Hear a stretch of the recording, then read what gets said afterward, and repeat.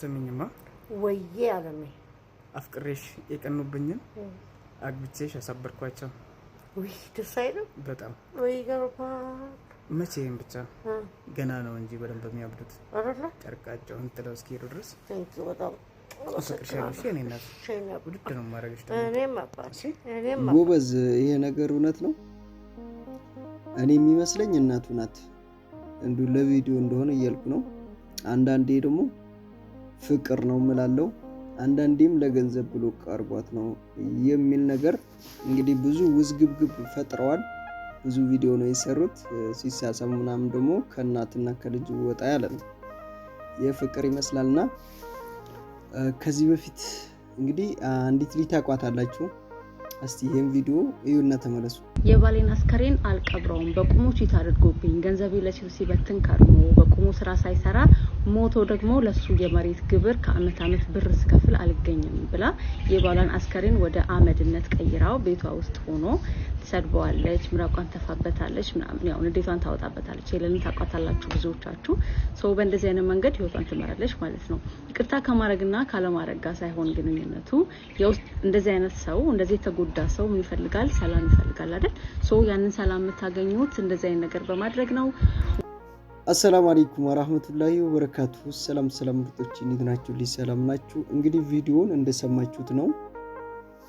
እቺ ልጅ ታቋታላችሁ፣ በቲክቶክም በዩቲዩብም አለችና ባሏ ከዚህ በፊት ምን ያደርግ ነበር? እሷን ትቶ ሌላ ሴቶች ጋር ይሄድ ነበርና አሁን ሲሞት እንግዲህ ግብር ይከፈላል በቀብር አሜሪካ ላይ። አሁን ለምንድን መሰላችሁ የሞተ ሰው አስክሬን ወደ ኢትዮጵያ ይላካል። እዛ አሜሪካ መቅበር አይቻልም። ለምን? ያስከፍላሉ ግብር ለሞተ ሰው። እዛ ቀብር ስለቀበራችሁ በቀብሩ ሙሉ አመት በአመት ግብር ትከፍላላችሁ ለቀብሩ። ለዛ ነው ብዙ ጊዜ ብዙ ብር ተከፍሎ ወደ ሀገር ውስጥ እንዲመጡ የሚደረጉት፣ ሀገር የሚቀበሩት ማለት ነው። አሜሪካ በጣም ከባድ ነው በነገራችን ላይ። ኑሮ ቢያምርም ስትሞቱ መኖሪያ የሌላችሁ ሀገር ነው በጣም። እና እሷ ምን አደረገችው? እሱን በጣም ያሳዝናል።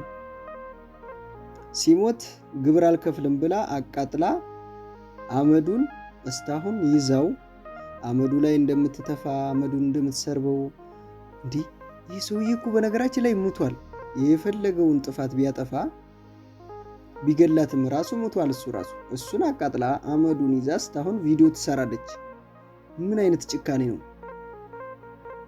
በጣም የሚገርም ታሪክ ነውና ምን ያህል ቢያቃጥላት ነው አመዱን ይዛ አሁንም ስለሱ ንዴት የምታወራው? ምን ያህል ብትቃጠል ነው? ገንዘቧን በቁማ ብዙ በትኖባታል ለሌላ ሴቶች። ይሄ ነገር ለምን አመጣሁት መሰላችሁ? ለምን አገናኘሁት? ይሄ ሰውዬ መጀመሪያ እሷን የቀረባት ለገንዘብ እንደሆነ አያችሁ። እና አንዳንድ ያለ እድሜያቸው ሳይገናኝ ዝም ብሎ ፍቅር ብለው ለገንዘብ ብሎ የሚቀርብሽ ወንድ ሊኖር ይችላል።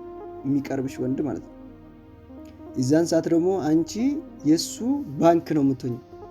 የሱ ባንክ ትሆናለች። ከአንቺ ገንዘብ ይቀበላል፣ ሌሎች ጋር ፈታ ይላል። በእድሜ የሚገናኘውን ቆንጆ የሆኑትን ልጆች እየፈለገ እነሱ ጋር ሊሄድ ይችላል።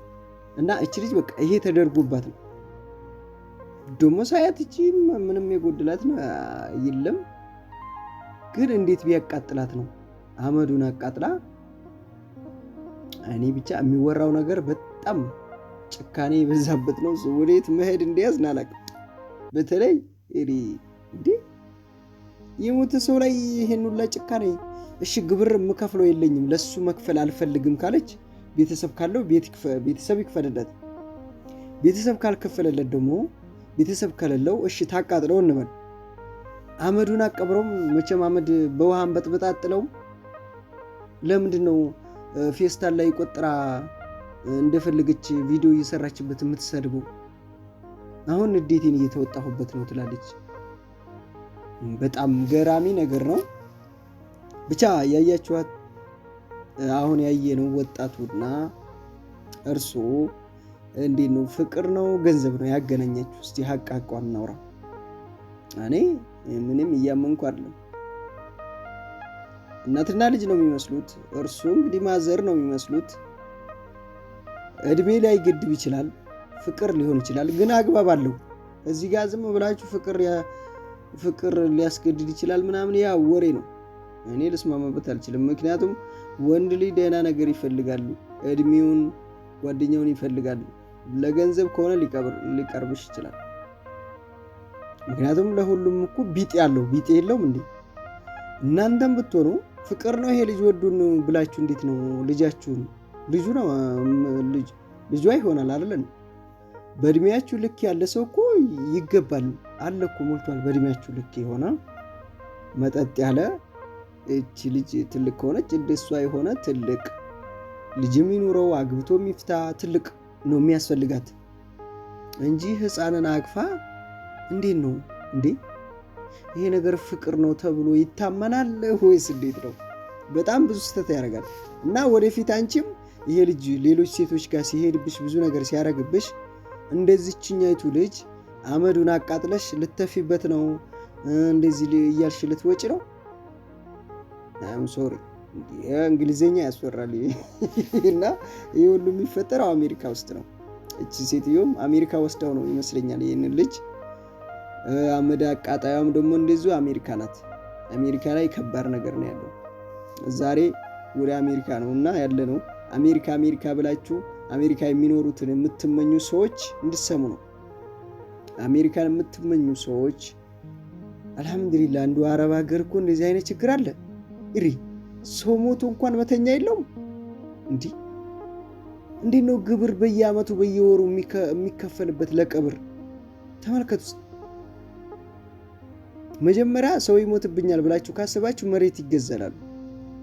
አስገዝታችሁ አስቆፍራችሁ ከዛ በኋላ ደግሞ ግብር አለው አሉ። ተመልከቱ። መጀመሪያም ገዝታችሁ ነው።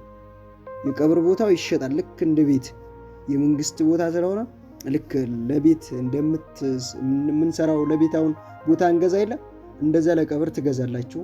ከዛ በኋላ ያ የቀብር ቦታ ስነ ስርዓት አለው። እንዴት ነው ካርታና ፕላን አለው የምንለው ቤት የለም። ህጋዊ ቀብር ይደረጋል። ወረቀት አለው፣ ሁሉ ነገር አለው። ግብር የምከፍሉበት ወረቀት አለው። እንዴ በጣም ከባድ ሀገር ነው። እዛ ስላሉ ዶላር ብቻ ስለሚሰጣቸው ጥሩ ኑሮ ስለሚኖሩ እንዳይመስላችሁ። ሰው ሲኖር ብቻ የሚወደድበት ሀገር፣ ደህና ስትሆኑ ብቻ፣ ወላሂ ደህና ስትሆኑ ብቻ። በቃ እናንተ ደህና ናችሁ፣ ትወደዳላችሁ፣ ትሰራላችሁ እንደፈለገ። ሰው ሲታመምና ሲሞት ግን እንደዚህ አይነት ከባድ ነገር ነው ያለው። እና ሰው ከሞተ እዛ ቀጥታ ኢትዮጵያ ነው የሚልኩት። ያወጡትን ወጪ አውጥተው ቀጥታ ኢትዮጵያ ነው የሚጥሏችሁ። እኔ በጣም በቃ በሁሉ ነገር ተመችቶኝ የጠላሁት በዚህ በኩል ነው። እንዴ እናንተ ሙታችሁ ቀብራችሁ ግብር ከፈላ እንዴ ከሞታችሁ እኮ ስንት ዓመት ሙሉ አለ። ስንት ዓመት ሙሉ ነው የምትከፍሉትሽ? የሰው ልጅ እድሜውን ኖር አይደለ? ከዛ በኋላ ሞተ ማለት ተመልከቱ እንግዲህ የልጅ ልጆቻችሁ የእናንተን ቀብር ክፍያ እየፈጸሙ ይሄዳሉ ማለት ነው፣ እየከፈሉ። ወላሂ በጣም የሚገርም ታሪክ ነው። ይሄን ነገር እኔ በቅርብ ነው እንደዚህ ያወቅኩትና እናንተ ማንዳንዳችሁ እንደዚህ ከኔ ልትሰሙ ትችላላችሁ፣ ሊገርማችሁ ይችላል። በጣም ነው የሚገርመው። ምክንያቱም ያ ሰው ሞተ ተቀበረ አይደለ? ይሄ ደግሞ የሚደረገው እኮ የራሱ ዜጋ ላይ እንዳይመስላችሁ፣ የኛ ዜጎች ላይ ነው። በሁሉም ሀገር እንደዚህ ሆነው ሲሄዱ እዛ ኖረው ከሞቱ ነው። ይሄን አውቃችሁ ነው ሰውን እዛ የምታስቀብሩት። ክፍያ እንዳለው ግብር እንዳለው አውቃችሁ ነው። አለበለዚያ አውጥታችሁላ መውሰድ ትችላላችሁ። አጥንቱን ተመልከቱ። እንዴ ወላሂ በጣም የሚገርም ነገር ነው። እኔ በጣም የሚገርም ነው። ዝም የማይባል ነገርና ለዛ ነው ብዙ ጊዜ ከአሜሪካ አርቲስቶች አይታችሁ ከሆነ ብዙ ሰዎች ትላልቅ ታዋቂዎች ራሱ ሲሞቱ ወደ ሀገራቸው ይመጣሉ፣ እዚህ ኢትዮጵያ ይቀበራሉ። እንዴ ሰው ላይ ሞት ነው እንደሚኖረው? ሞት እኮ አለ እንዴ! መቼ እንደሞተ እናውቀዋለን እንዴ? ሰው እኮ ሊሞት ነው የሚኖረው። ሁሉም የድሉን ይቀምሳል። ሁሉም ሞት የማይቀምስ ሰው የለም። እንዴ ሰው የሚቀበርበት ዓለም የማይቀበርበት መሬት ማለት ከባድ ነው። ለዛም ክፍያ ገዝታችሁ ብዙ ነገር ሆናችሁ።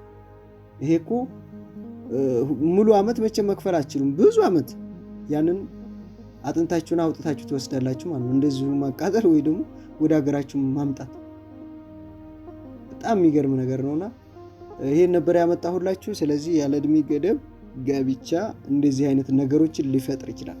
እኔ በበኩሌ በእኔ በቃኝ